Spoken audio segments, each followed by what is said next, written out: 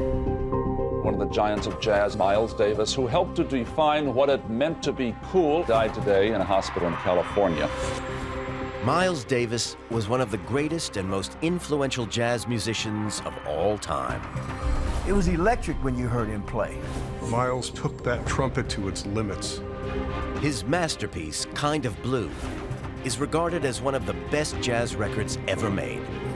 Nobody could get to that pathos, that haunting sound. But there was another side to the jazz genius. His anger and wild mood swings earned him the nickname, the Prince of Darkness. His volatility was off the charts. He could explode and burst all over you like lava. And rumors of addiction and ill health plagued him all his life. He was a wreck. He was scotch taped together. And on September 28, 1991, Miles Davis died suddenly after going into the hospital for what he described as a routine tune-up. We all assumed things were going to be just fine as always. Miles Davis's death certificate states cardiac arrest as the cause of death. But everyone's heart stops when they die, so this doesn't actually tell me what killed him. I'll need to examine every part of Miles's medical history if I'm to uncover the real reason for the untimely death of this jazz legend.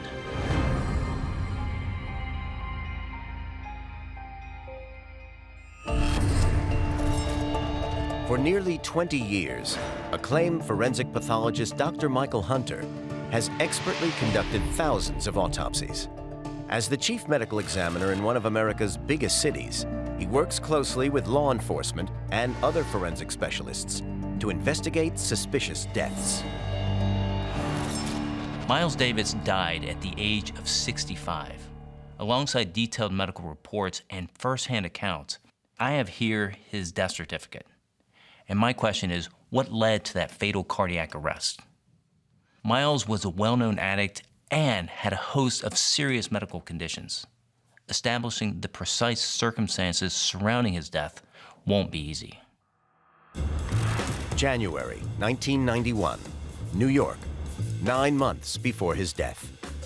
It was a typical day. We had Flavor Flav from Public Enemy and Darren Johnson from the Miles Davis Band hanging out, Miles in the kitchen cooking chili back and forth. Promoter Claude Nobbs arrives. He wants Miles to play a show-stopping world tour, culminating in the famous Montreux International Jazz Festival. Miles looked at him and said, "Claude, you just trying to rip me off. You trying to get me to do things I don't want to do. You white people are all the same, trying to take advantage of me."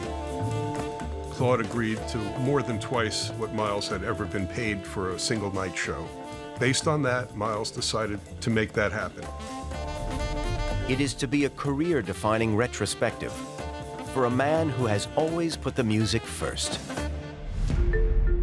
At 64, Miles has been married and divorced 3 times and has 4 children by 2 other women, though he seems to have found stability with girlfriend of 7 years, Jo Gelbard. The tour was kind of a wrap-up of his life, and I kind of talked him into it. And I said I would go with him. Playing the trumpet for hours at a concert is physically very demanding. You need to have stamina as well as good lung capacity and strong muscles in the face and lips to produce the notes. The fact that Miles was still making music and playing concerts in the months leading up to his death tells me that he was in pretty good shape. So I want to know, why did he die so suddenly? Miles Dewey Davis III was born in 1926 in Alton, Illinois, to a well-to-do family. His father was a successful dental surgeon. Because Miles's father was a dentist and came from a middle-class background in a very poor town, that gave Miles certain advantages that others didn't have. Miles grew up with a silver spoon in his mouth. He grew up like getting anything he wanted. His mother was a music teacher and violinist.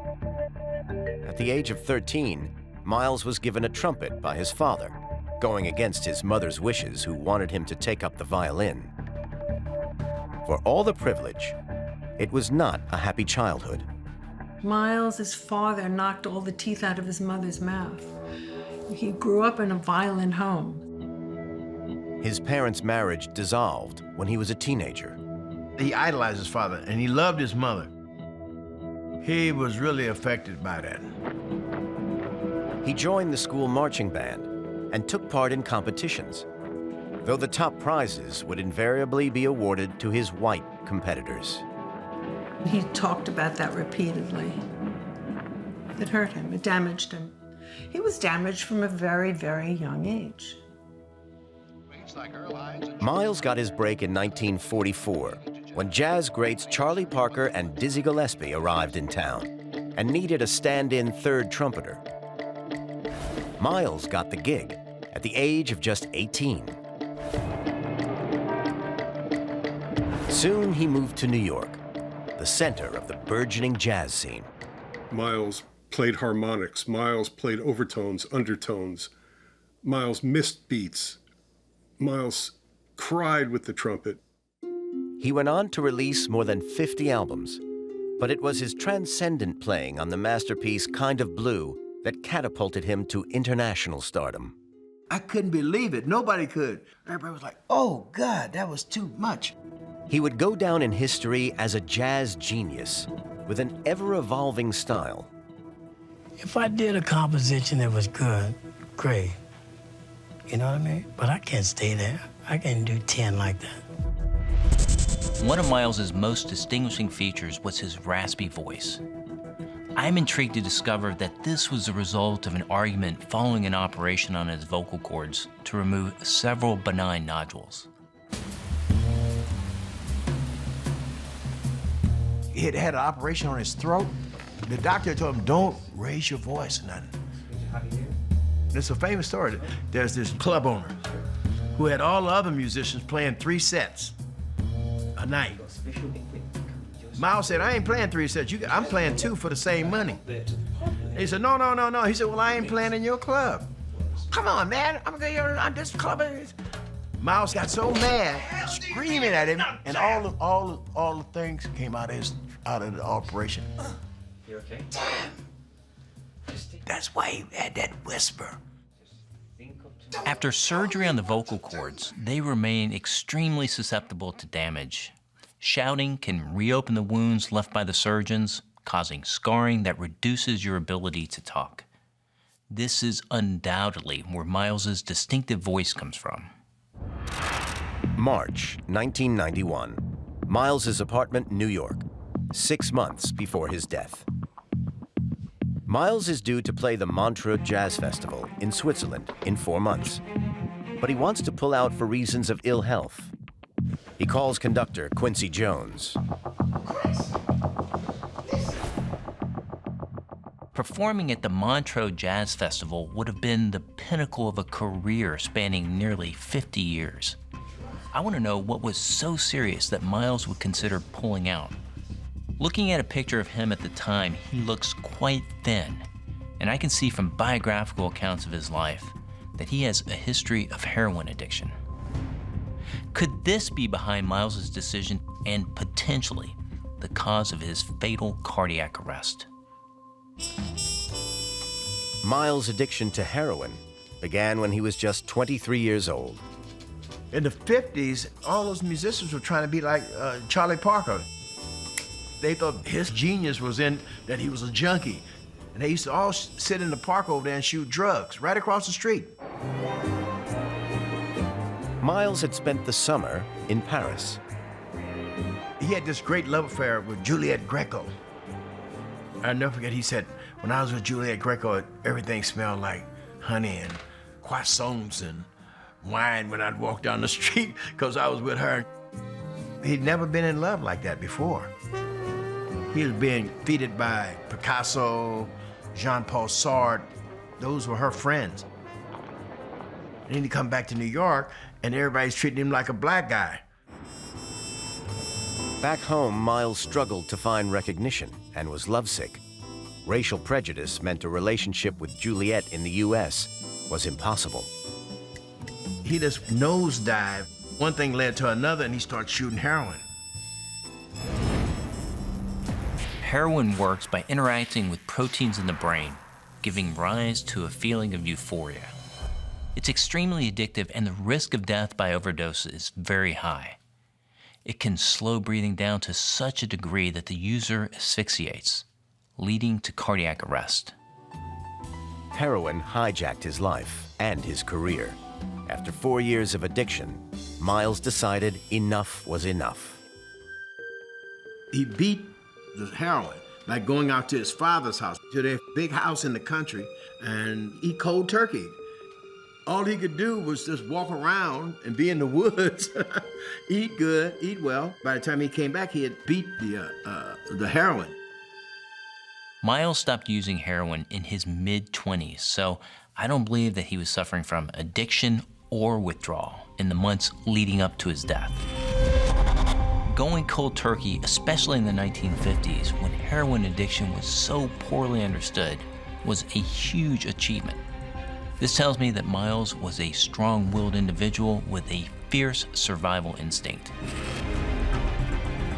However, I can see from his medical notes that he suffered from a debilitating illness that would endanger his life and which he was powerless to fight.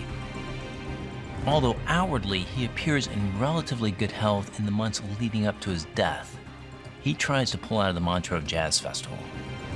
I have reports here that Miles has an inflammatory condition called bursitis. Could that be at the root of his ill health before the festival? Bursitis is an inflammation of the bursa, sacs of fluid surrounding the joints that separate the tendons from the bones. Swelling can be caused by repetitive movements or, in more serious cases, by infection or conditions such as arthritis. During flare-ups, it can cause a lot of pain and might be the reason for his reluctance to perform in the months prior to his death. According to these reports, Miles experienced pain throughout much of his life. He had chronic pain.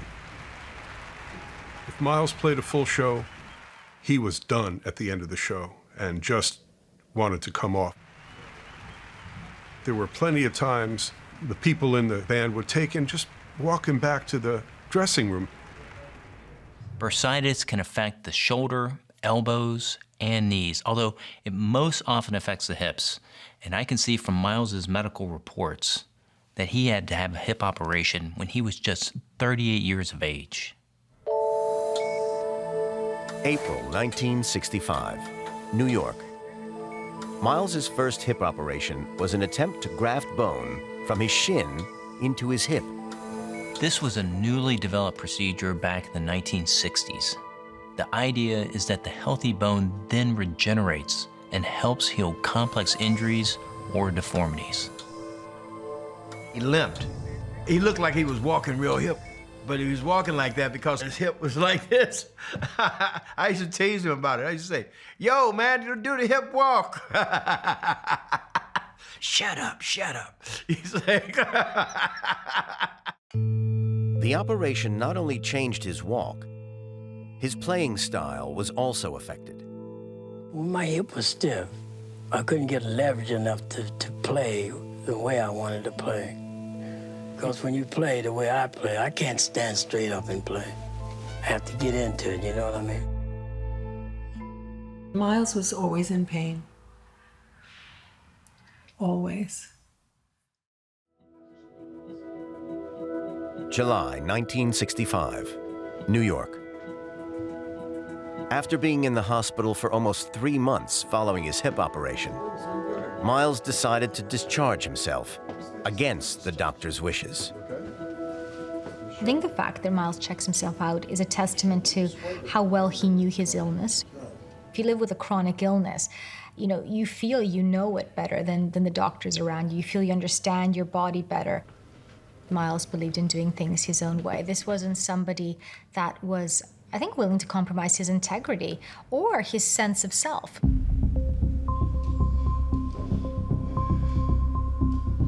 August 4th, 1965. Miles's apartment, New York.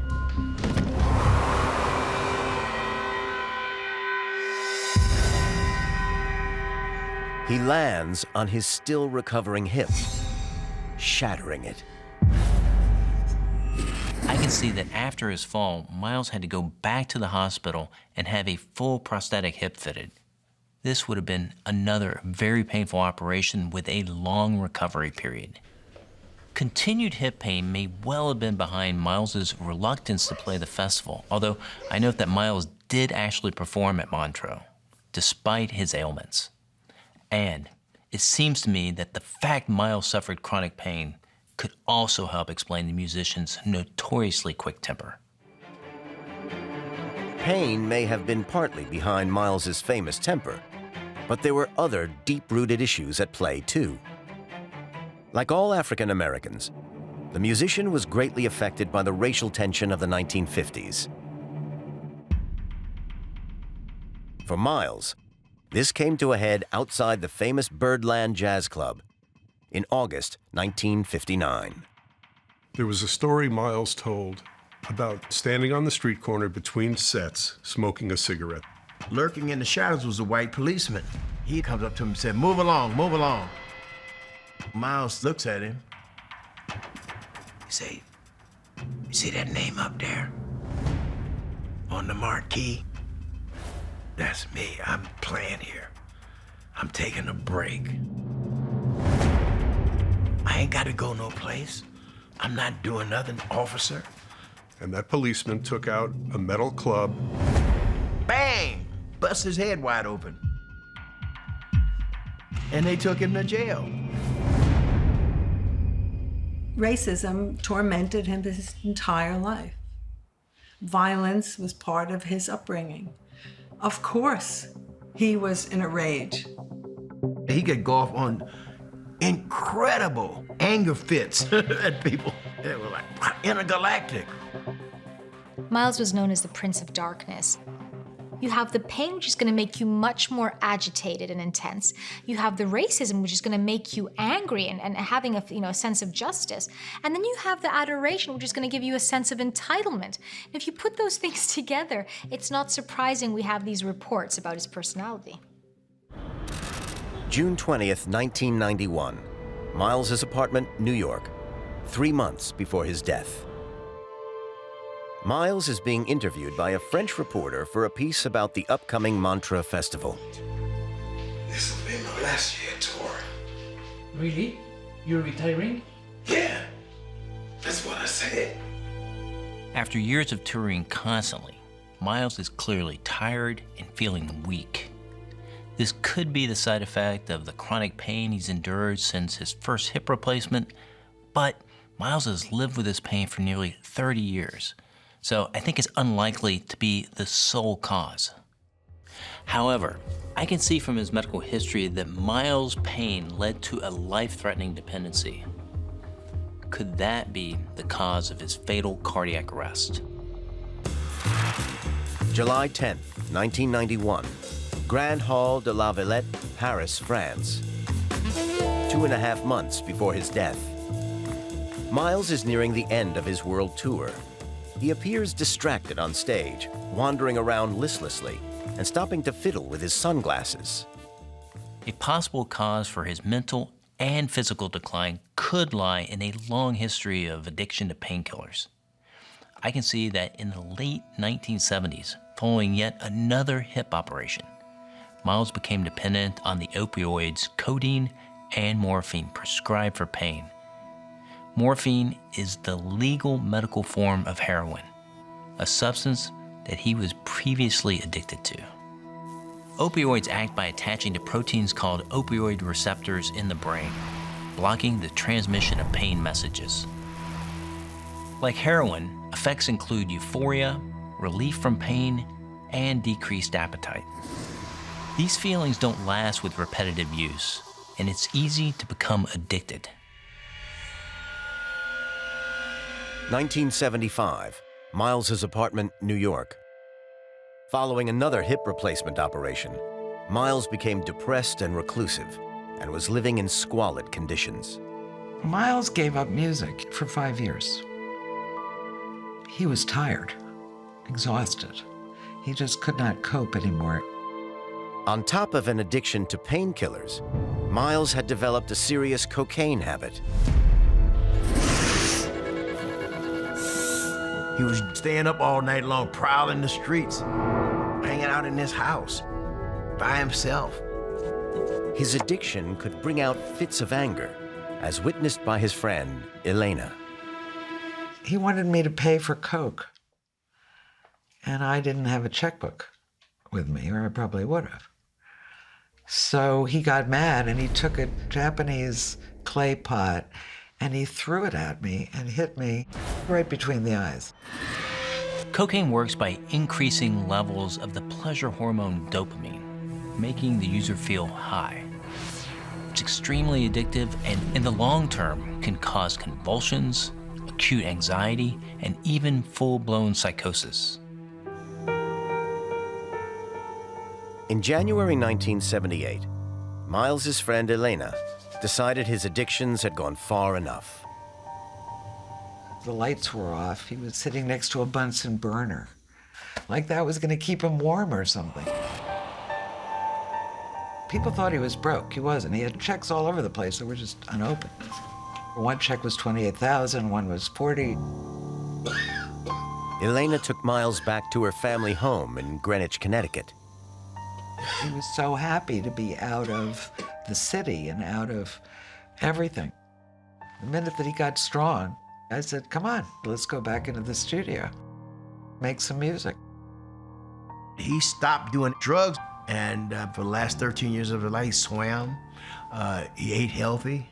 He just wanted to live clean. If these records are true, and he did beat his addictions, then I think it's unlikely his death was a direct result of drugs. Having said that, I'm concerned by accounts from those around him that in the months leading up to his death, his behavior became increasingly strange. July 24th, 1991, Rome, Italy. 2 months before his death. Miles is midway through the world tour. His girlfriend, Jo, has been traveling with him from the start.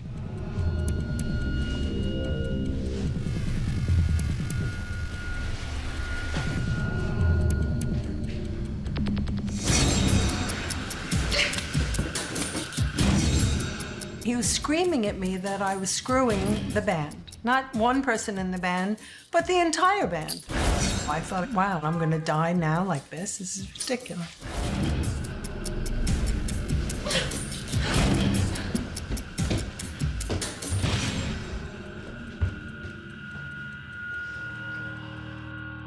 He could be dark. He was seeing these things in his head. I told his road manager, Gordon, what happened, and I left for the airport and I didn't say one word to him. Miles was known to have a temper, but this was extreme behavior even for him. I've found something in his medical history that could explain this violent outburst. Miles suffered from diabetes. Diabetes occurs when the pancreas is unable to produce enough insulin to metabolize sugars in the bloodstream. And when diabetics don't have enough sugar, they can fall into hypoglycemia. The brain ceases to function normally, which can lead to paranoia, aggression, and even hallucinations. He was in sugar shock a lot of the time, and he was collapsing. He was crazy, crazy volatile. Miles wasn't born with diabetes and developed the less dangerous type 2 as an adult. This can be brought on by obesity, though the main risk factor is genetics. If you have a close relative with type 2 diabetes, you have a good chance of developing it yourself. In addition to the effects of hypoglycemia, diabetes also carries a high risk of stroke. And I can see that in the early 1980s, Miles did indeed suffer a stroke. January 1982. Miles's apartment, New York. Miles was at home alone, drinking beer and smoking cigarettes, when he noticed he couldn't open his right hand, his trumpeting hand.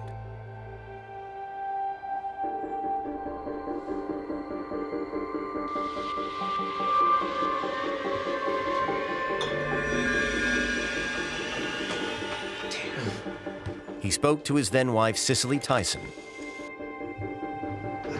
She told him to call 911. Miles had had a stroke, which is a blood clot in the brain. High levels of blood sugar caused by diabetes make the body's blood vessels harder and narrower, and more likely to become blocked. In this case, the region of the brain affected controlled the muscles of his right hand.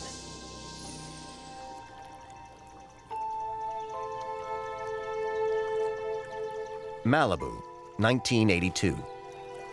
For months after the stroke, Miles did exercises to try to regain the use of his right hand. Luckily, he achieved full mobility, but the stroke had been a wake-up call. He tried to stay healthy, boxed, and he ran. He is quite in good shape. I think he was trying to hold death off too. Diabetes is a condition that has been linked to sudden cardiac arrest and stroke. Miles may have been attempting to clean up his lifestyle in the later years, but it's clear that by the summer of 1991, his health was deteriorating. And looking at his history, I can see that in addition to diabetes, there is another potentially fatal illness that could have caused Miles's rapid decline. I was not aware of how ill Miles was in those final months. I may have had my head stuck in the ground on that. September 12, 1991, Malibu, 2 weeks before his death.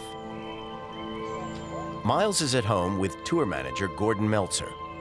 He has recently completed the 8-country world tour. Miles said, "I don't feel well." Miles was taken to the hospital. This was not unusual. After a long tour, Miles would frequently become ill. He worked hard. He used to tell me he'd be wiped out when he'd come back off trips. But while he was on the road, the adrenaline keeps you going. The adrenaline in the crowd. To see him go into the hospital almost seemed sensible. It was part of the normal routine we had. He'd be in for a week or two, and he'd come out strong and ready to go on to a fall tour. Miles had pneumonia. I can see from his medical history that Miles had several major bouts of the illness throughout his life, starting back as early as 1975. Repeated bouts of pneumonia could be linked to Miles's diabetes. People with diabetes are more susceptible, mainly because their immune systems are weakened by the insulin imbalance. September 12, 1991. St. John's Hospital and Health Center, Santa Monica, 16 days before his death. Tour manager Gordon Meltzer is paying Miles a visit. Miles was laying in bed, we thought asleep, and there was, as usual, a boxing video playing on the TV set at the foot of Miles's bed. Just as Joe Louis threw the knockout punch at the end of that film, Miles sat up and threw that punch in synchrony with Joe Louis, and then just laid back down and went to sleep. He'd been awake the whole time. He knew exactly what was going on, and he didn't miss a beat. We all assumed things were going to be just fine as always. But over the next 10 days, Miles's health slides dramatically as the infection in his lungs gets worse. Pneumonia is a very serious respiratory disease, and it can be caused by a number of viruses and bacteria. The small airways of the lung fill with fluid as the body struggles to fight the disease. In extreme cases, the lungs are unable to get oxygen into the blood. The patient literally drowns. September 21st, 1991, 7 days before his death.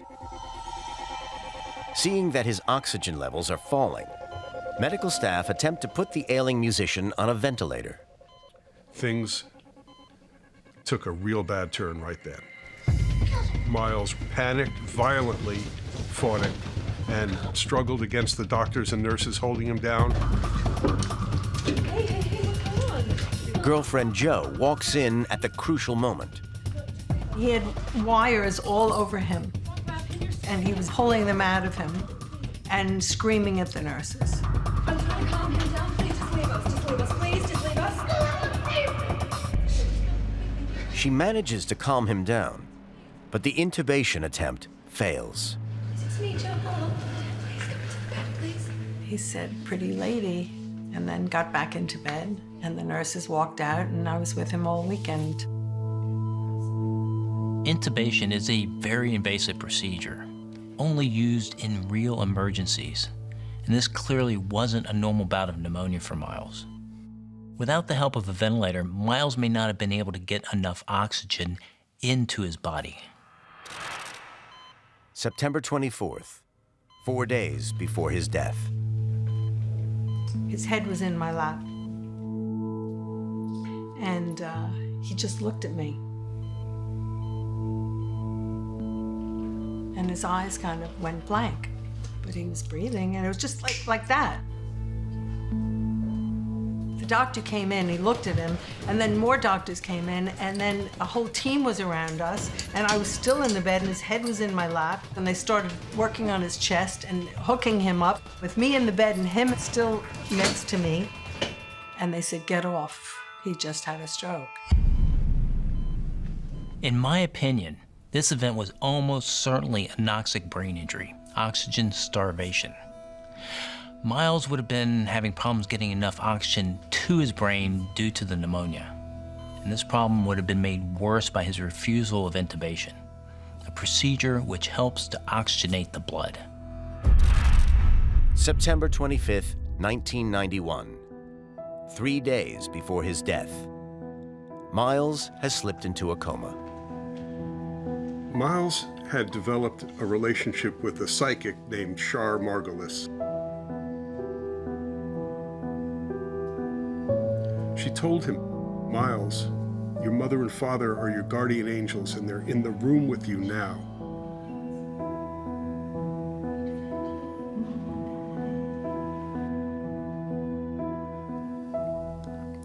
They're telling you it's okay. Miles believed in the spirit. He was a spiritualist. Like, I'd go over to his house sometime, and he said, "Yeah, I just got through talking to Coltrane. I just got through talking to Coltrane. Yeah, we were talking about this and that." But if Miles can hear Char Margulis, he doesn't respond. He will not regain consciousness. September 28th, 1991. The doctor said, "It really doesn't look like there's anything anybody can do." At 10:46 a.m., those at his bedside are asked for their permission to turn off the life support machine. We were seeing the beginning of... we were going to have to confront the reality that the legend was going to leave us. I was with him till the last minute, and I felt good about that.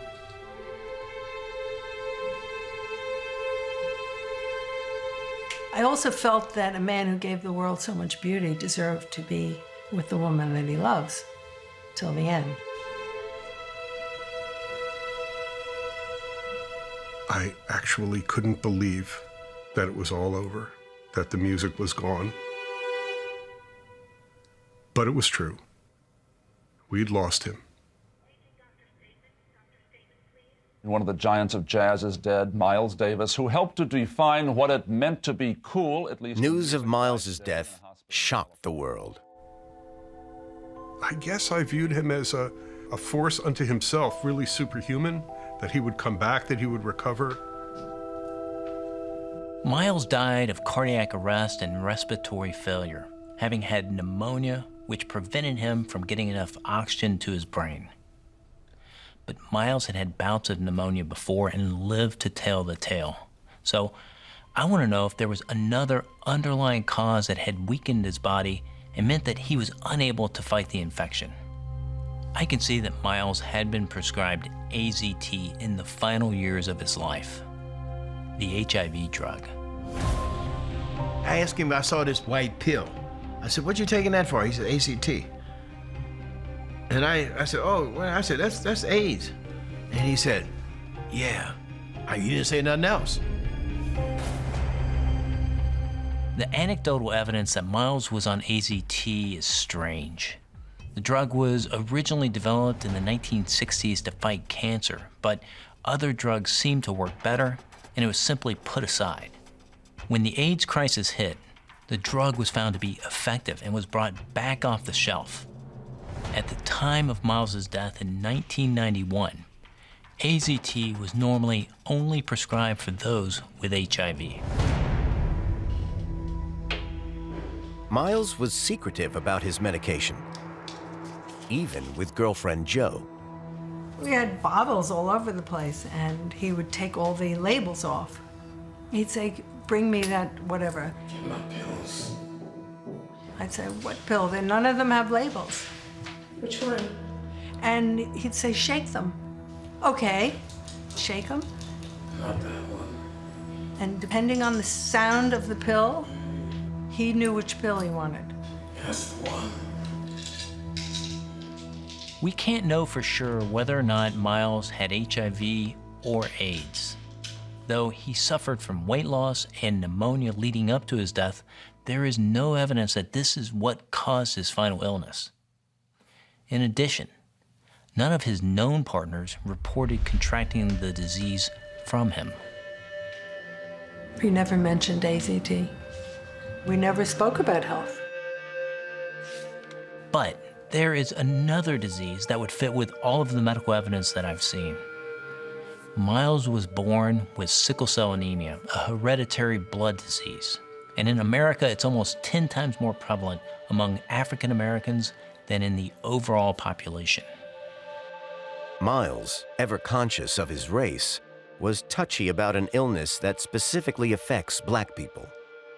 If I had said to Miles, "Do you have sickle cell anemia?" he would have looked at me and said, "See, you're putting me down because I'm Black." Sickle cell anemia affects the function and structure of red blood cells. When these blood cells are under stress, they form an unusual sickle shape. The disease causes painful bouts of illness that can last for months at a time and seem to strike from nowhere. Sickle cell anemia was not fully understood until the 1970s, by which time Miles was in his 50s.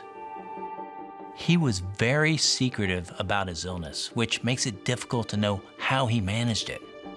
Nowadays, sufferers take specially developed medications, sometimes receiving blood transfusions and bone marrow transplants. But there is no record of Miles ever receiving such treatments. Dr. Hunter believes he can draw a connection between the disease and several aspects of Miles's life, including his many addictions to drugs. I think that his addictions, first to heroin and later to cocaine and painkillers, could well have arisen out of his need to somehow manage the pain of his sickle cell anemia. He was in pain, so much pain. And it wasn't easy to go to a hospital and be taken care of at that time. It was easier to get a little $5 package of heroin and the pain would be gone.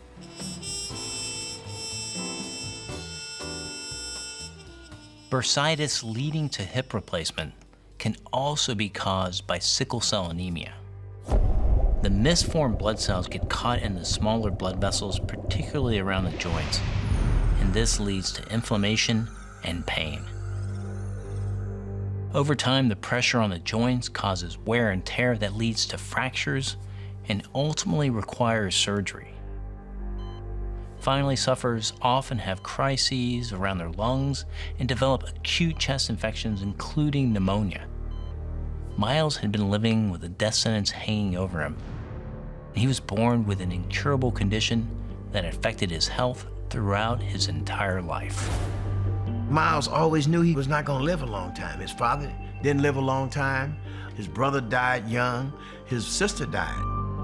In the 1970s, the average life expectancy of someone with sickle cell disease was only 14 years of age. Even today, it's between 45 and 60, and many die of multi-organ failure. In the case of Miles Davis, to me the question is not, why did he die so young, but how did he last so long?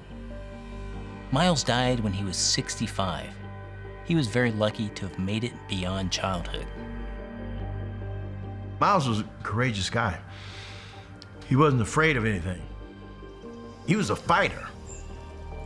Miles had gotten through his life by refusing to give in and refusing to compromise. It's also clear that at the time of his death, his combative side got the better of him. When he rejected intubation, he gave up his last best chance of prolonging his life. He wasn't able to get enough oxygen into his bloodstream, and his body eventually shut down. Miles started playing music when he was a teenager. He died when he was 65. Countless people owe the musical genres they practice today to the work that Miles Davis did and don't even know it. It's like he was in tune with the human spirit, the pulse, the heartbeat. He could do it like nobody else that I knew of. He said, I give the world my music. Every breath that I take is what I give them. I don't have to give anybody anything else. He's Miles Davis. He's way beyond that.